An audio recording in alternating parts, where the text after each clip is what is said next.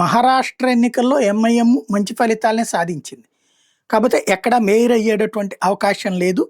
వాస్తవంగా 114 కార్పొరేటర్ సీట్లు గెలుచుకుంది. మొత్తం రాష్ట్ర వ్యాప్తంగా జరిగినటువంటి ఎన్నికల్లో ఒక మంచి ఫలితాన్నే సాధించింది. అయితే ఈ ఎన్నికల ద్వారా మహారాష్ట్ర ఎన్నికల ద్వారా ఎంఐఎం ముస్లిం పార్టీగా భారతదేశంలో చేస్తున్న దానికి ఒక చెక్ పడబోతోంది.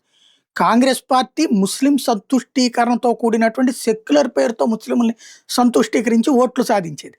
అయితే ముస్లింలను అది వాడుకుంటోంది తప్పించి ముస్లింలకు ఏమీ చేయట్లేదు, మన ముస్లిం పార్టీ మనకు ఉండాలి అన్నటువంటి పేరుతో పార్టీ పెట్టుకొచ్చింది MIM, All India Majlis Ittehadul Muslimeen party.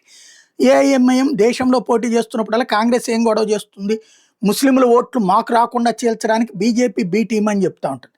ఇప్పుడు కాంగ్రెస్కి ఎంఐఎంకి ఇద్దరికి షాక్ ఇస్తా కొత్తగా పుట్టినటువంటి ఇస్లాం పార్టీ, పేరే ఇస్లాం పార్టీ, మలగావ్లో మహారాష్ట్రలో అదే ఇవాళ మేయర్ పదవిని అందుకుంటుంది. 30 సీట్లు గెలిచి 70% ముస్లింలు ఉన్నటువంటి చోట్లన సెకండ్ ప్లేస్కి 22 స్థానాలు అక్కడ ఎంఐఎం.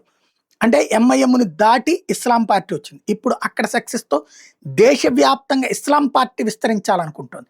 తద్వారా ఓవైసీకి, అంటే ముస్లింల్లోనే 2 పార్టీలు కాబోతున్నాయి. అది ఓవైసీకి భవిష్యత్తు షాకు. కాంగ్రెస్ దాన్ని పెంచి పోషించి ప్రోత్సహించవచ్చు.